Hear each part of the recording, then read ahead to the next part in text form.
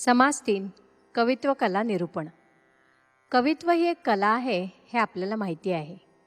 या समासात तिचे धीट, पाठ, प्रासादिक असे 3 प्रकार सांगितले आहेत. त्यातील श्री समर्थांसारख्या संतांच्या लेखी प्रासादिक काव्याचे महत्त्व अनन्यसाधारण आहे. नरदेहाचे ध्येयच मुळी भगवतप्राप्ती हे आहे. ते साध्य करण्यासाठी माणसाने आपली सर्व शक्ती, बुद्धी वापरावी. मात्र त्यासाठी भगवंतावर नितांत प्रेम हवे, त्याचे सतत स्मरण असावे. मग तो जशी प्रेरणा देईल त्याप्रमाणे निरहंकारी होऊन काव्य करावे. यासाठी ओंकार तंतू अखंडपणे खंडूच नये असे विलक्षण शब्द योजले आहेत. परमेश्वराने आपल्याला ज्या 4 वाणी दिल्या आहेत त्यातील शुद्ध, निर्मळ, स्फूर्तिरूप अशा परेपासून प्रगट अशा वैखरीपर्यंत देवाविषयीचा भाव कायम राहणे, त्यात काव्य करताना कर्तेपणाचा अहंकार येऊ न देणे, असं सुंदर काव्य रामाचरणी अर्पण करावे, ती खरी भक्ती. असे सुंदर सोपे निरूपण त्यांच्या शब्दात आपण ऐकूया. श्रीराम कवित्व शब्द सुमनमाळा, अर्थ परिमळ आगळा, तेणे संत षटपद कुळा, आनंद होये. ऐसी माळा अंतःकरणी, गुंफून पूजा रामचरणी, ओंकार तंत अखंडपणी, खंडूच नये. देवाचे न प्रसन्नपणे, जे जे घडे बोलणे, ते ते अत्यंत श्लाघ्यवाणे, या नाव प्रासादिक. धीट पाठ प्रासादिक, ऐसे बोलती अनेक, तरी हा विविध विवेक, बोलिजेल. धीट म्हणजे धीटपणे केले, जे जे आपुल्या मनास आले, बळेची कवित्व रचिले, या नाव धीट बोलिजे. पाठ म्हणजे पाठांतर, बहुत पाहिले ग्रंथांतर, तया सारिखा उतार, आपणही केला. शीघ्रची कवित्व जोडिले, दृष्टी पडिले तेची वर्णिले, भक्ती वाचून जे केले, त्या नाव धीट पाठ. कामिक रसिक शृंगारिक, वीर हास्य प्रस्ताविक, कौतुक विनोद अनेक, या नाव धीट पाठ. कवित्व नसावे धीट पाठ, कवित्व नसावे खटपट, कवित्व नसावे उद्धट, पाषांड मत. कवित्व नसावे पाल्हाळ, कवित्व नसावे बाष्कळ, कवित्व नसावे कुटिळ, लक्षुनिया. भक्तिहीन जे कवित्व, तेची जाणावे ठोंबे मत, आवडीहीन जे वक्तृत्व, ते कंटाळवाणे. असो धीट पाठ ते ऐसे, नाथिले अहंतेचे पिसे, आता प्रसादिक ते कैसे, सांगिजेल.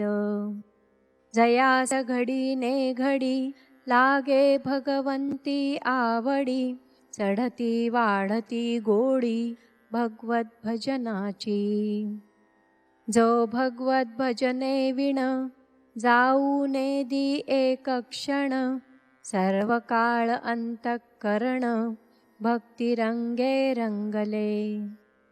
जया अंतरी भगवंत, अचळ राहिला निवांत, तो स्वभावे जे बोलत, ते ब्रह्मनिरूपण.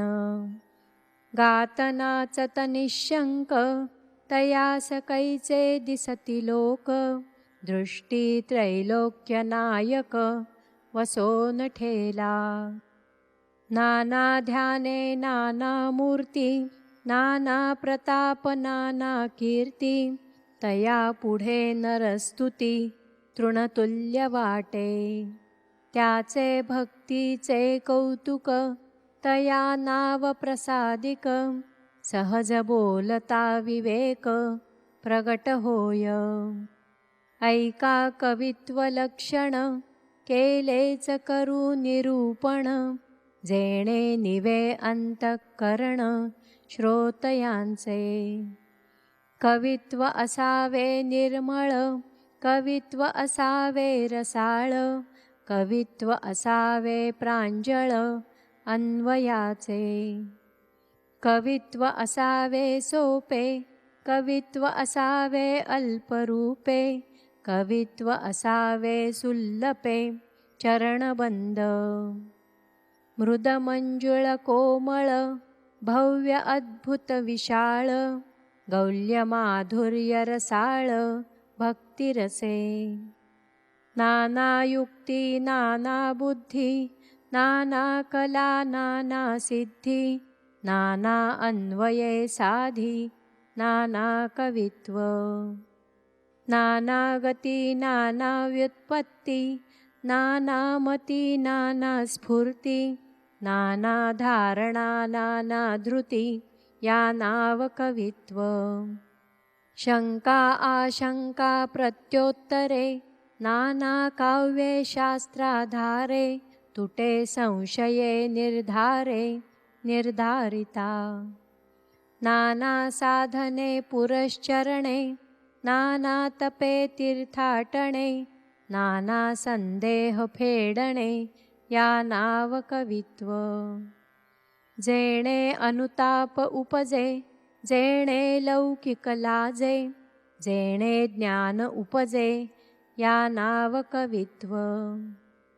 जेणे ज्ञान हे प्रबळे, जेणे वृत्ती हे मावळे, जेणे भक्ती मार्ग कळे या नाव कवित्व. जेणे सद्बुद्धी लागे, जेणे पाषांड भंगे, जेणे विवेक जागे या नाव कवित्व.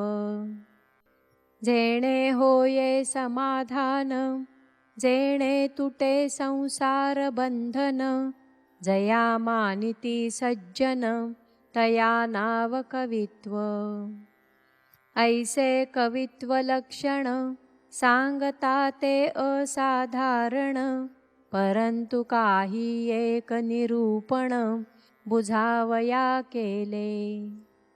इति श्रीदासबोधे गुरुशिष्य संवादे कवित्वकला निरूपण नाम समास्तिस्रा. श्रीराम.